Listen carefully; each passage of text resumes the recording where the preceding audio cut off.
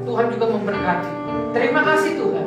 Dalam nama Yesus kami berdoa dan kami bersyukur. Sama-sama yang percaya katakan amin. Amin. Puji nama Tuhan. Silakan duduk. Gimana kabarnya selama seminggu ini? Diberkati oleh Tuhan? Amin. Diberkati oleh Tuhan? Amin. Yes, puji nama Tuhan. Nah, tidak terasa memang udah memasuki bulan November ya. Bulan yang ke-11 dan bulan depan udah Desember. Cepet ya. Rasanya baru kemarin Natalan gitu. Yang hujan-hujanan itu. Ya kan? Sekarang udah November lagi. Dan waktu berjalan begitu cepat sekali. Dan pada bulan ini kita akan belajar tentang masalah pekerjaan. Oke ya, tentang masalah pekerjaan. Bulan lalu belajar tentang apa namanya? Kasih. Kasih itu sabar, murah hati, tidak cemburu, tidak simpan kesalahan orang lain, dan menutupi banyak sekali dosa. Nah, bulan ini kita akan belajar tentang pekerjaan. Satu tema yang mungkin aneh buat kita, tapi itu firman Tuhan sepertinya keras buat kita, yang mengatakan gini, tidak kerja, jangan makan. Wah, emang ada ayatnya ya? Tidak kerja, jangan makan. No work, no food. Tidak kerja, gak ada makanan. Nah, kita buka dalam 2 Tesalonika 3 ayat yang ke-10. Ya, sudah ada di depan. 2 Tesalonika 3 ayat yang ke-10. Kita baca sama-sama ya. 1, 2, 3. Sebab juga waktu kamu berada di antara kami berada di antara kami memberi peringatan ini kepada kamu, jika seorang tidak mau bekerja, janganlah ia makan. Wah, keras ya. Pekerjaan di dalam kekristenan merupakan bagian yang menempel pada diri manusia. Karena memang manusia diciptakan Tuhan sebagai makhluk pekerja. Manusia sebagai makhluk pekerja ya harus kerja kan? Betul nggak? Ya namanya juga makhluk pekerja, ya harus kerja. Nah, perintah ini ada di dalam Kejadian 1 ayat yang ke-28. Nah, Allah memberkati mereka. Siapa merekanya? Adam dan Hawa. Lalu berfirman kepada mereka, apa? Beranak cuculah dan bertambah banyak. Penuhilah bumi dan taklukkanlah itu. Berkuasalah atas ikan-ikan di laut dan burung-burung di udara dan atas segala binatang yang merayap di bumi. Nah, ini terjemahan Alkitab, terjemahan baru ya. Nah, kalau kita lihat terjemahan bahasa Indonesia sehari-hari, BIS, bahasa Indonesia sehari-hari, terjemahannya bilang begini, kemudian diberkatinya mereka dengan ucapan, beranak cuculah yang banyak, supaya keturunanmu mendiami seluruh muka bumi dan menguasainya. Nah, kamu kutugaskan mengurus ikan-ikan. Wah, di rumah saya ada ikan. Burung-burung, ada burung-burung. Dan semua binatang lain yang liar. Nah, ini yang gak ada. Nah, tapi satu hal, Adam dan Hawa diminta oleh Tuhan, ditugaskan oleh Tuhan untuk ngurus ikan, burung, semua binatang lain. Jadi Adam diciptakan oleh Tuhan di Taman Eden bukan untuk nganggur-nganggur, tidur-tiduran, bangun siang. Bukan. Diminta oleh Tuhan, ditugaskan oleh Tuhan untuk apa? Bekerja. Kan ngurus ikan, burung, binatang itu kan kerja kan? Betul nggak? Iya, kayak kerja di taman safari aja. Oke. Nah, ayat lainnya bilang begini. Kejadian 2 ayat yang ke-15. Ya, Tuhan Allah mengambil manusia itu dan menempatkannya dalam Taman Eden untuk tidur dan makan dalam taman itu. Bukan ya, untuk mengusahakan, kerja kan? Memelihara, kerja kan? Mengusahakan dan memelihara taman itu. Nah, terjemahan bahasa Indonesia sehari-harinya bilang gini, kemudian Tuhan Allah menempatkan manusia itu di Taman Eden untuk mengerjakan. Nah, ada kata kerja kan? Kerja, mengerjakan dan memelihara supaya taman itu tetap bagus, tetap terawat, tidak hancur, tidak rusak. Jadi pelihara untuk memelihara taman itu. Nah, Kalau kita lihat terjemahan dalam bahasa Inggris ya, dalam Today's English Version TEV, bilang ini, "Then the Lord God placed the man in the Garden of Eden to cultivate it and guard it." Lalu Tuhan Allah menempatkan manusia di Taman Eden untuk diolah, jadi tanahnya dicampur, diolah, digemburkan segala macam, terus ditanami dan menjaga dan memeliharanya supaya tetap indah, supaya tetap bagus. Jadi manusia sesaat setelah diciptakan Tuhan langsung diberi perintah oleh Allah untuk bekerja, mengolah, menanami, memelihara, menjaga lingkungannya. Jadi kalau misalkan kita berpikir gini, oh kerja itu kutukan. Jadi karena Adam dan Hawa berbuat dosa, dikutukan oleh Tuhan, diusir dari Taman Eden, harus kerja keras. Itu kutukan. Itu teologi yang salah. Kerja bukanlah kutukan. Tuhan memerintahkan manusia bekerja bukan setelah jatuh dalam dosa, bukan setelah diusir dari Taman Eden baru mereka kerja. Bukan. Sebelum Adam dan Hawa jatuh dalam dosa, Tuhan sudah perintahkan mereka bekerja kan?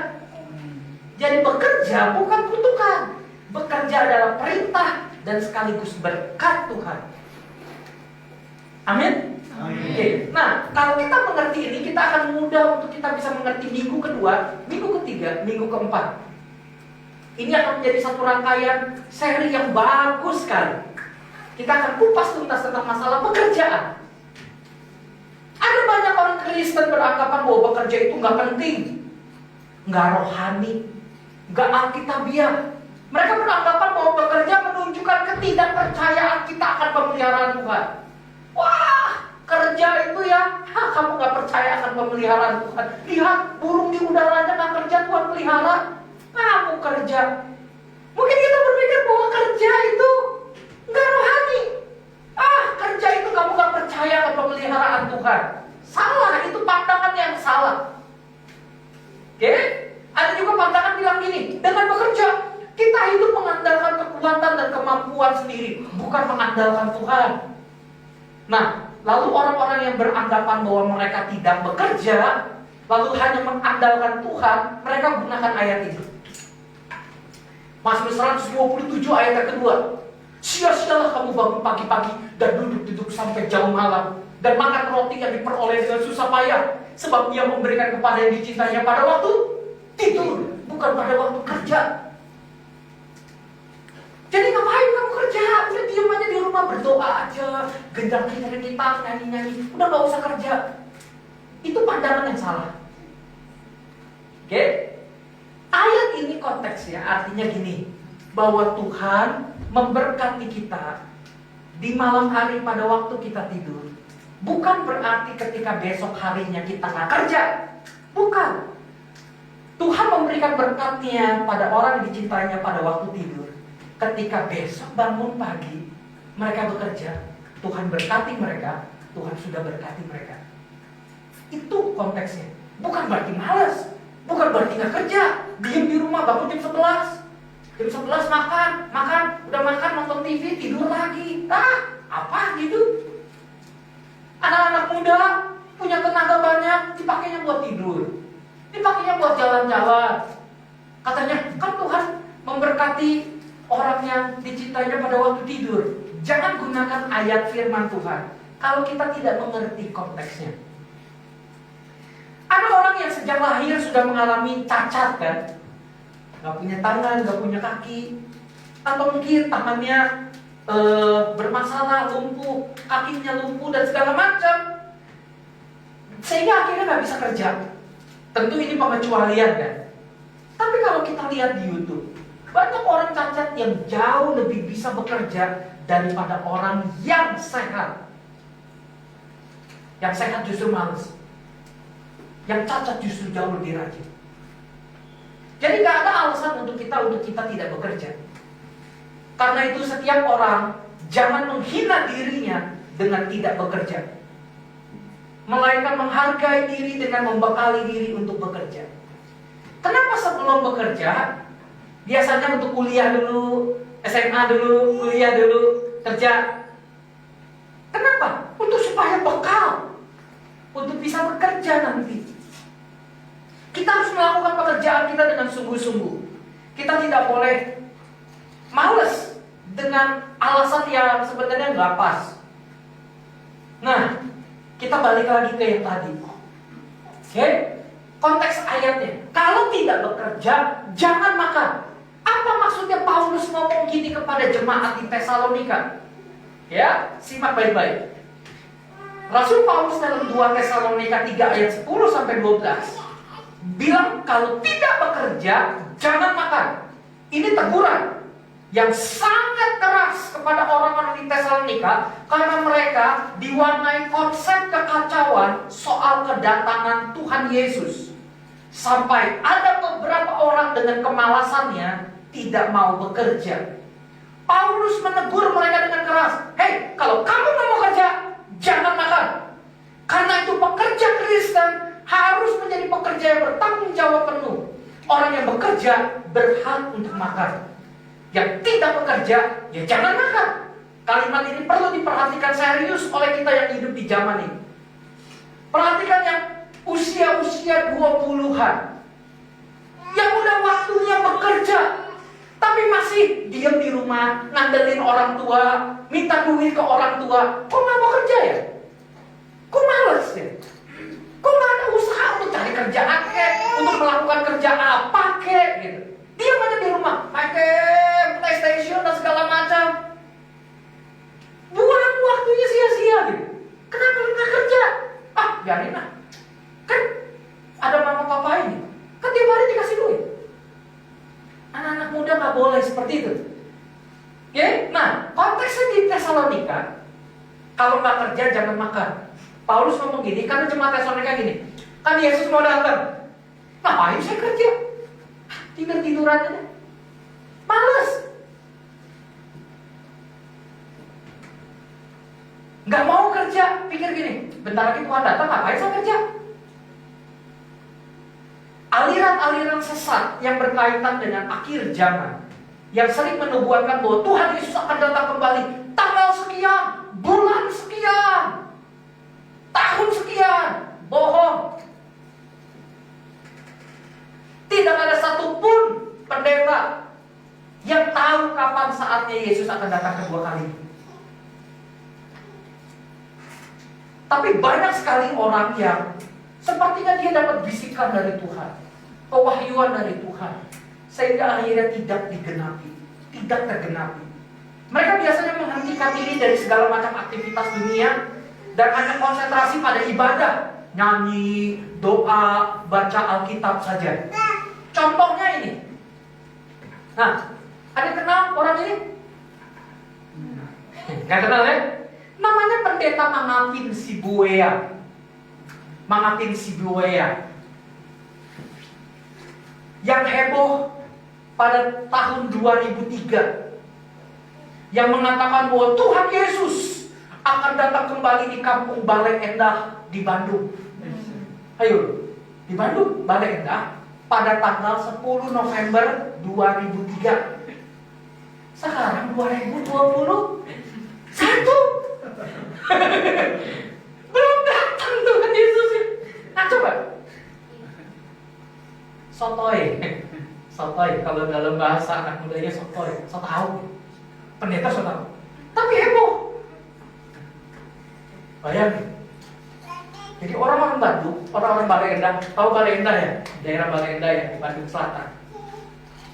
Ini pada menjualin barangnya dan segala macam. Oh Yesus mau datang ya, Yesus mau datang ya, jualin semua. Begitu 10 November 2003 Yesus nggak datang, gini semua. Aduh, udah jualin semua.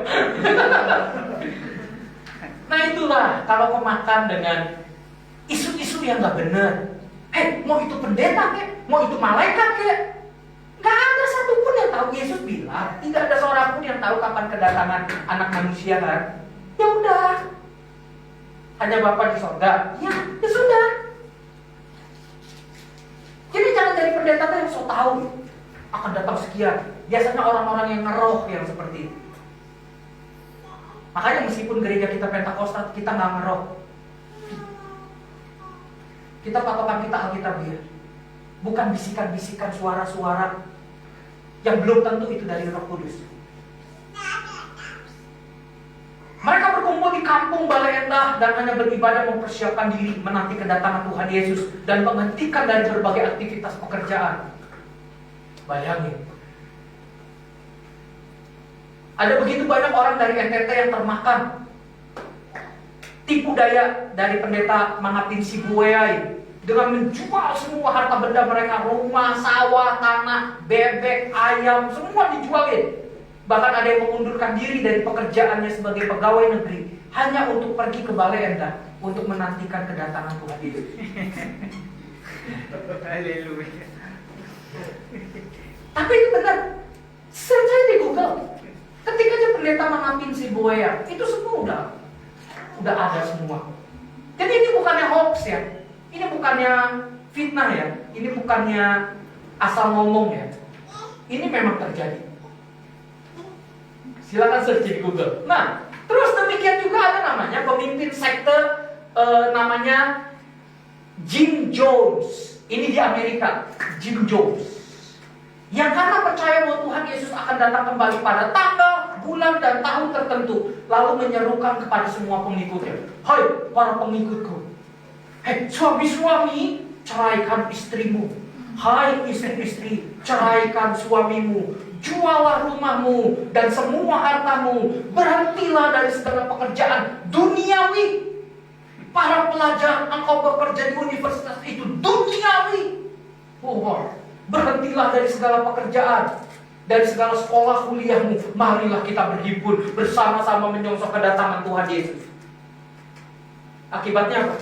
Banyak yang gila dan banyak yang bunuh diri.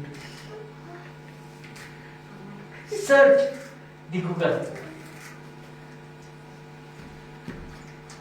Itulah ciri-ciri hampir semua sekte akhir zaman.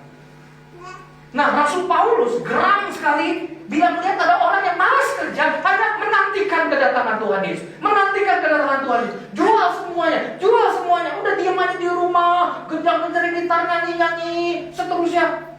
Oh, nggak gitu. Makanya kita ngerti dulu konteksnya. Tuhan memerintahkan manusia untuk bekerja. Jadi itu perintah Tuhan kan? Ya sudah, jangan dilanggar. Oke? Orang yang bekerja ialah orang yang bisa mengerti prinsip dari Tuhan, prinsip firman Tuhan. Bekerja adalah kehendak Tuhan.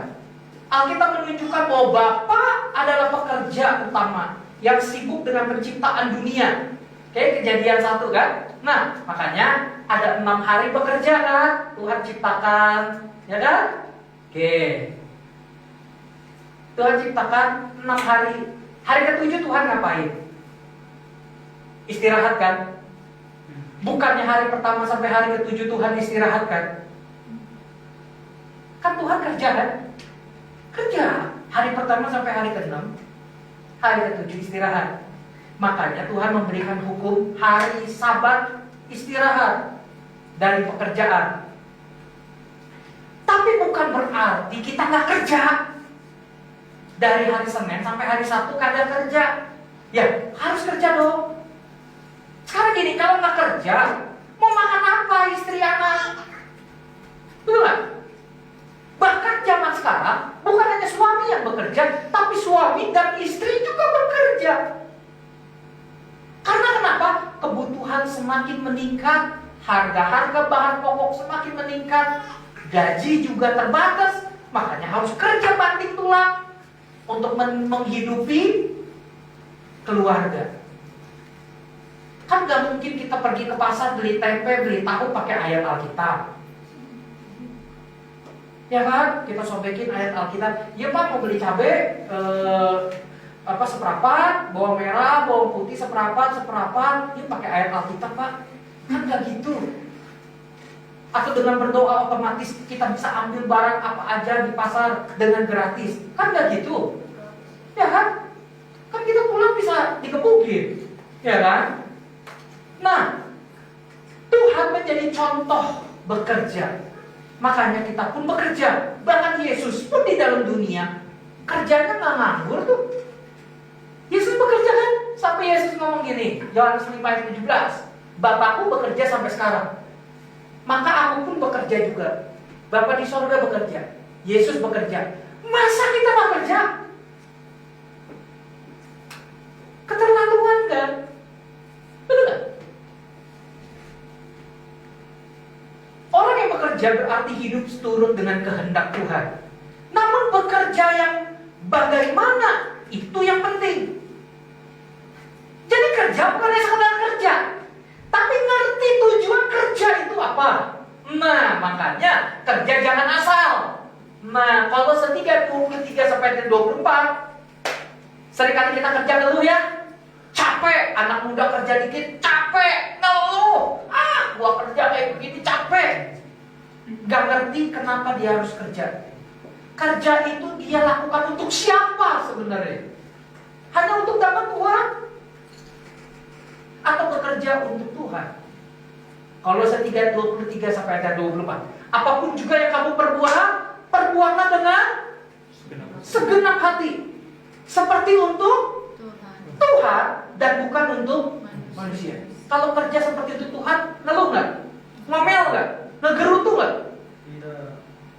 Maki-maki pimpinan atau bos nggak? Kagak. Kalau kita bekerja untuk Tuhan, kita datang ke tempat kerja telat nggak? Kerja jam 9 sampai dengan jam 5. Jangan datang setengah 12. Kata bos, dunia kerja nggak? Jam 9 nih, jam kerja, jam kantor. Jam 11 baru bangun. Itu juga nyetel TV dulu, gosok giginya nanti, setengah 12 baru berangkat. Jam 12 sampai kantor. Padahal pasti kantor sepi karena jam istirahat. Nah loh, gimana anak Tuhan mau jadi berkat kalau modelnya seperti itu? Apapun juga yang kamu perbuat, perbuatlah dengan segenap hati. Kalau segenap hati, nggak boleh komplain, nggak boleh ngegerutu, nggak boleh ngambek. Seperti untuk Tuhan dan bukan untuk manusia. Kamu tahu bahwa dari Tuhan lah kamu akan menerima bagian yang ditentukan bagimu sebagai upah. Kristus adalah Tuhan dan kamu hambanya. Bekerja sebagai bentuk pelayanan kepada Tuhan kalau kita lakukan dengan segenap hati kita. Bukan bekerja seenaknya dan asal-asalan, asal jadi, asal kerja. Kesel ya kayak gitu. Orang percaya yang menyadari kebenaran ini pasti akan menjadi pekerja-pekerja yang berkualitas dimanapun dia ditempatkan. Firman Tuhan bilang Amsal 10 ayat yang keempat sampai ayat kelima, tangan yang lambat membuat miskin, tetapi tangan yang rajin menjadikan kaya. Siapa mengumpulkan pada musim panas, ia berakal budi. Siapa tidur pada waktu panen, membuat malu. Tangan kita lambat, mau kerja, rasanya mau gini, jalan lambat gitu. Aduh, gregetan. Kata bos, tolong kerjain ini, tolong kerjain ini. Jam 1 saya ada meeting nih, tolong kerjain, beresin ya laporan-laporannya ya. Santai-santai, bikin kopi dulu, bikin teh dulu, belum dikerjain. Begitu jam 1 bosnya bilang, mana laporan cepat, saya mau rapat. Belum bos, baru mau dikerjain nih. Bayangkan kalau itu orang Kristen, bosnya orang gak kenal Tuhan dia nih. Itu orang Kristen malah sama sih lo, percaya Yesus percuma, gitu kan? Masa gue udah bilang dari kemarin malam lu beresin, masa udah jam besok nih jam 1 siang masih belum beres? Nanti bos. Gregetan orang model kayak gitu. Berkat itu gak jatuh dari langit. Tiba-tiba datang ke rumah kita, duitnya 100 ribuan dan itu satu tas. Segepok duitnya. Kita berharap bahwa duit miliaran turun dari langit. Sayang, itu gak akan pernah bisa terjadi. kita harus kerja untuk dapat duit. Bagian Tuhan adalah memberkati. Bagian kita adalah bekerja dengan sungguh-sungguh. Amin. Amin.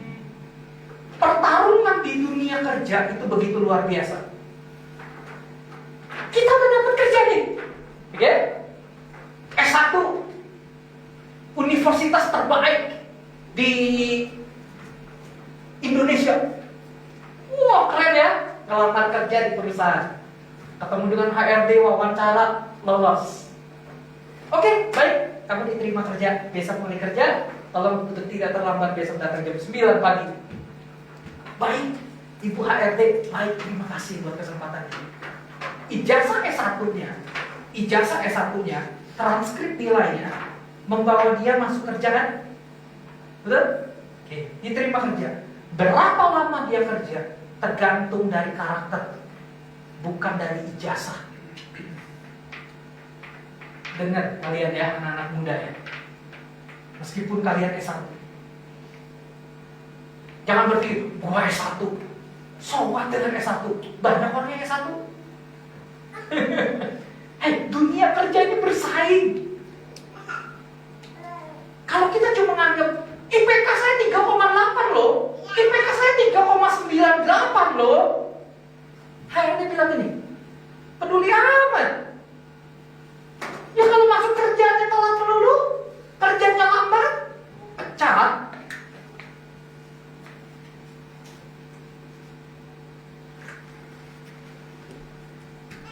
Orang begitu gesit menggunakan waktunya. Bahkan dengan dalih lembur, kadang orang bekerja lebih daripada 12 jam setiap hari. Bayangin. Ada anak rohani saya, dia kuliah di luar negeri. Oke. Apakah dia kuliah di luar negeri dia santai-santai? Kuliah jam berapa? Misalkan kuliah dari jam 9 sampai dengan jam 12 siang, 3 jam. Jam 1 dia udah kerja. Jadi kuliah sambil kerja, cari lamaran. Untuk apa? Untuk biaya hidupnya di luar negeri. Kalau di sana cuci piring, jadi pelayan restoran, mereka kerja kayak gitu. Susahnya cari duit di luar negeri. Males kerja di luar negeri, nggak bakal bisa hidup. Karena semuanya mahal, hitungannya dolar. Males kerja, ya selesai lah. Bisa ngerti saya maksud? Jadi ada orang yang meskipun kuliah, tapi di luar jam kuliah dia kerja. Di restoran dia cuci piring, dia jadi cleaning service, dia jadi pelayan restoran, pramu saji untuk dapat duit. Jam 9 sampai jam 12 dia kuliah, jam 1 sampai dengan jam 7 malam, atau mungkin sampai jam 9 malam dia bekerja. Bekerja pun jam 1 sampai jam 3 jadi pelayan restoran.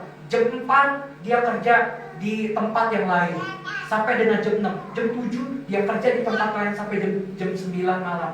3 tempat kerja. Dapat duit untuk memenuhi kebutuhan hidupnya, untuk bayar sewa apartemennya, untuk beli makanan setiap hari, untuk beli buku kuliah, untuk bayar kuliah sendiri. Itu baru anak yang hebat, nggak manja. Jangan dikit-dikit telepon, "Pak, minta duit, kirim." Wah, nggak gitu. Anak-anak muda zaman sekarang lembek-lembek mentalnya. Nggak bisa susah, nggak bisa miskin, nggak bisa kekurangan sedikit aja. Ngeluhnya, ya ampun Tuhan. Lebih banyak ngeluhnya dari kerjanya.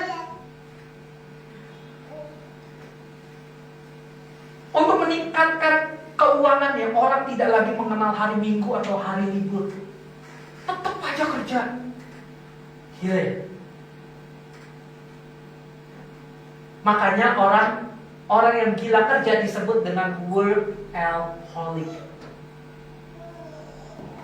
Kecanduan kerja. ada orang yang seperti itu, menganggap bahwa pekerjaan adalah segalanya. Bahkan pekerjaan itu menjadikan Tuhan atau berhala. Ini juga tidak boleh. Perhatikan, malas kerja nggak boleh. Workaholic, gila kerja sampai nggak ada waktu istirahat, sampai nggak ada waktu keluarga, sampai nggak ada waktu untuk beribadah, itu pun juga tidak boleh. Ya, jadi gimana dong? Ya sudah seimbang, bekerjalah sewajarnya Senin sampai dengan Jumat atau Senin sampai dengan Sabtu, ya sudah minggu libur. Waktu beribadah kepada Tuhan, istirahat di rumah. Lagi COVID gini, nggak bisa kemana-mana kan? Ya sudah, diam aja di rumah. Ya udah masak, fellowship, itu jauh lebih baik. Jangan terus kerja tuh. Setiap hari dari jam 5 pagi sampai dengan jam 12 malam. Ya nggak gitu juga lah, badan kita, mungkin anak muda kita masih kuat ya. Nanti kalau udah masuk umur 50-an, cepet sakitnya. Tuhan tidak mau kita seperti itu. Kita juga tidak mau berdalih karena Tuhan Yesus mau datang maka nggak bekerja. Justru Tuhan Yesus mau kita harus bekerja dengan baik-baik. Oke? Kesalahan orang Kristen karena membuat pemisahan antara pekerjaan dan pelayanan. Kalau kerja itu sekuler, duniawi. Kalau pelayanan itu rohani. Itu tidak ada ayat Alkitabnya. Martin Luther bilang gini, tokoh reformator gereja, ya, yang mereformasi gereja Roma Katolik tahun 1516. Martin Luther bilang gini, karena ketika engkau bekerja, engkau sedang berdoa. Jadi ketika kita bekerja, kita sedang berdoa kepada Tuhan. Seringkali orang memisahkan pekerjaan dan pelayanan, sehingga kadang-kadang pelayanan diberi diberi pemikiran, oh pelayanan itu suci, sakral, kerja itu sekuler, duniawi. Pemisahan itu kurang bisa dipertanggungjawabkan. Karena sebenarnya seluruh aktivitas kita adalah untuk Tuhan. Oke? Oleh karena itu kita tidak boleh memilah-milah, memisahkan itu. Sehingga nanti dengan dalih orang rohani justru tidak kerja. Nah, justru tidak kerja itu kan jadi nggak rohani kan? Oke. Nah, berdoa adalah sesuatu yang sangat rohani. Oke. Berdoa itu adalah bagian yang tidak terpisahkan dari hidup kita. Tapi ketika kita tidak bekerja dengan beralih, saya mau berdoa saja, muncul tanda tanya. Waktu berdoa, kita ketemu siapa? Ketemu Tuhan. Tuhan aja bekerja.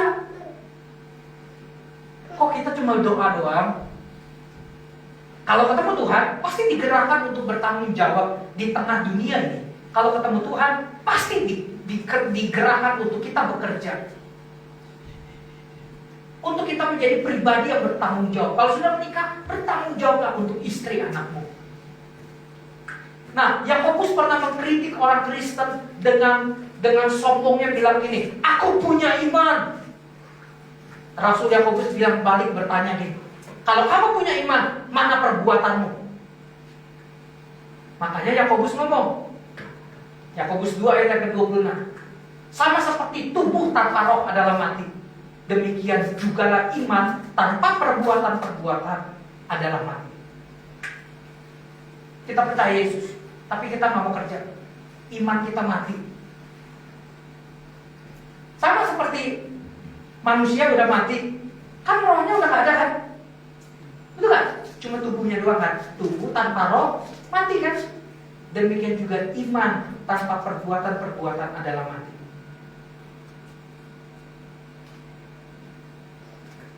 Kita harus bertanggung jawab dengan pekerjaan kita. Kalau target kerja kita tidak selesai, yang bisa diukur secara kuantitatif dan langsung kelihatan, bagaimana secara kualitatif? Misalkan gini, pertanggungjawaban keuangan. Oke? Kalau kita betul-betul orang Kristen, kan harusnya tepat, akurat.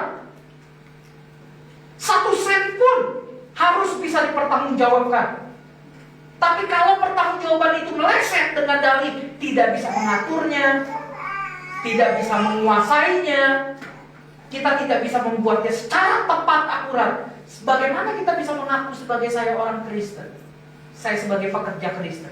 Sementara di luar sana Ada banyak orang yang bukan Kristen, tapi akurat dalam bekerja. Dalam keuangan dia tepat, dia jujur. Laporannya bisa dipertanggungjawabkan. Gimana dengan orang Kristen? Orang-orang pun bingung. Mana orang Kristen dan mana yang bukan. Bukankah orang Kristen harusnya lebih jujur? Bukankah orang Kristen harus bisa kredibel dan bisa dipercaya? Maka akan sangat memalukan jika sebagai orang Kristen kita bekerja dengan cara yang tidak Kristen. Sementara orang yang bukan Kristen bekerja dengan cara yang Kristen. Nah, makanya gereja kita menggabungkan nilai-nilai yang sangat penting khusus untuk anak muda. Nah, di belakang ada tuh ya. Gereja kita, nilai gereja kita adalah bring light to the dark area. Membawa terang ke area tempat yang gelap. Light, L-I-G-H-T. L-nya love, kasih. I-nya integritas. Kerja integritas. Jangan nyolong uang meskipun 1 sen. Cuma 1.000, gak apa-apa lah, cicai. Cuma 5.000, dah gak ada artinya. Dan tetap tidak boleh. Oke? Tidak boleh mencuri. Integritas.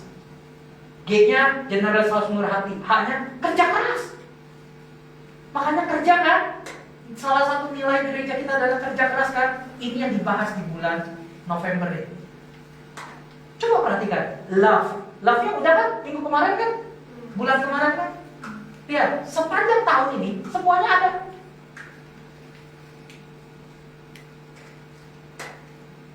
Semuanya ada. Coba lihat deh, sepanjang. Murah hati kan udah ada kan?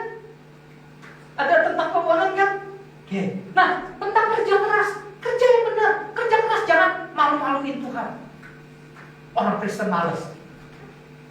Bukan hanya sekedar kerja keras, tapi juga dapat dipercaya. Tolong kamu tagih uang di Bapak A, ya. Senilai uangnya misalkan 20 juta.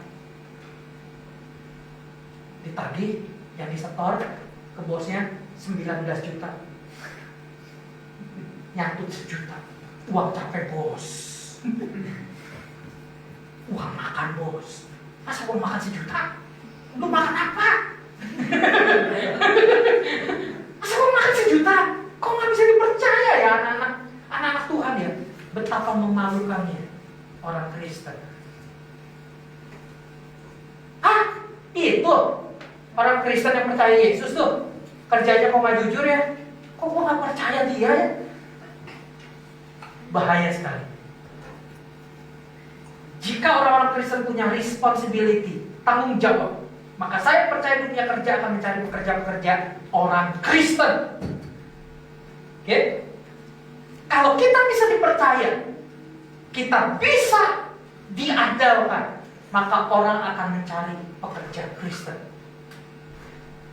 Tapi maafkan bila saya mengucapkan satu kalimat yang gak enak di kuping. Banyak sekali pekerja Kristen yang susah dipercaya dan susah diandalkan. Males. Maaf, saya harus ngomong seperti itu. Makanya Yesus mengkritikkan anak-anak gelap itu lebih cerdik dari anak-anak terang. Orang dunia bisa memanfaatkan situasi, membenahi dan mengembangkan kemampuan dirinya lebih daripada orang yang percaya Yesus, orang Kristen. Masa kita kalah dengan orang dunia? Pada waktu saya kuliah di Jakarta, ya, universitasnya cukup terkenal. Saya kuliah di situ 2 semester. Semester pertama, karena bidang akuntansi itu bidang yang sebenarnya tidak cocok buat saya nggak suka dengan akuntansi. Tapi karena papa saya mau untuk saya masuk akuntansi, papa mau 3 anaknya menjadi akuntan, ya sudah. Sebenarnya minat saya adalah bahasa. Saya pengen masuk dalam sastra Inggris. Tapi papa saya mau untuk saya kuliah di Trisakti untuk kuliah akuntansi. Nah, pada saat saya kuliah akuntansi, saya stres. Aduh, ngitung-ngitung kok nggak pernah balance. Debit, kredit, dan bukunya itu accounting principles, dan itu bahasa Inggris. Bukunya tebal segini, accounting principles, Fast and Warren 17th edition, tebal segini. Kalau lempar anjing, mati. Tebal minta ampun. Bayangin dari Bogor, bawa-bawa buku tebal gitu ke Jakarta, dan naik bis, mesti berdiri, karena memang berebut kan. Jurusan ke Grogol itu banyak sekali dari Bogor. Jadi bawa buku gitu. Nah, semester pertama saya dapat IP 3,0. Saya bilang, susah banget ya. Gila, stres nih. Semuanya A, B, cuma satu yang C, akuntansi. Bayangin, itu padahal jurusan utama loh, C. Tapi yang lainnya A, B, bagus. Teman-teman saya ngeliatnya gini, lu mah aneh, jurusan akuntansi yang paling kecil nilainya. Lu tuh gimana sih, Bos? Terus akhirnya saya bilang, semester 2 saya harus lebih baik. Begadang saya. Saya tidak peduli dengan lagunya Roma Irama, begadang jangan begadang. Tapi ini urusan hidup saya. Iya. Kan kalau Roma Irama begadang itu tidak boleh kalau tidak ada artinya. Ini kan ada artinya. Boleh dong begadang. Ya kan? Begadang saya. Belajar mati-matian. Naik IPK saya. Sampai setelah itu, setelah dapat nilai semua, saya tinggalkan kuliah saya. Saya menjadi hamba Tuhan. Saya bilang, saya mau kerja yang benar. Saya mau memperbaiki, membenahi diri saya. Jangan sampai orang-orang dunia jauh lebih pintar, jauh lebih jujur, jauh lebih kreatif, jauh lebih excellent kerjanya daripada orang Kristen. Kita kerja nih, lebih banyak ngobrolnya, lebih banyak ngegosipnya daripada kerjanya. Gimana coba? Kerjaan gak beres-beres. Bukankah kita harus bertanggung jawab? Terakhir, kalau jujur ya, dalam sejarah pekerja-pekerja Kristen ini sebenarnya luar biasa.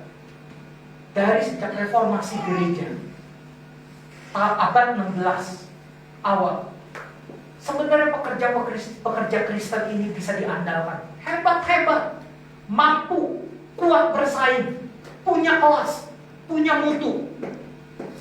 Eropa harus bersyukur karena kemajuan mereka itu dipengaruhi oleh Kristen yang sangat besar pengaruhnya. Tetapi sayang, Eropa sekarang lupa Tuhan. Lihat aja Eropa, lihat aja negara-negara di Eropa. Dulu banyak gereja yang gede-gede, yang tinggi-tinggi. Sekarang yang ibadah kemana? Anak-anak mudanya ke gereja? Kagak.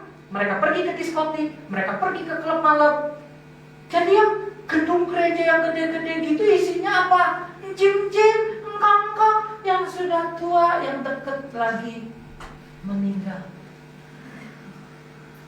Jadi gereja-gereja Eropa yang besar-besar diisi sama kakek-kakek, nenek-nenek yang bentar lagi mau menghadap Tuhan. Anak mudanya mana? Diskotik.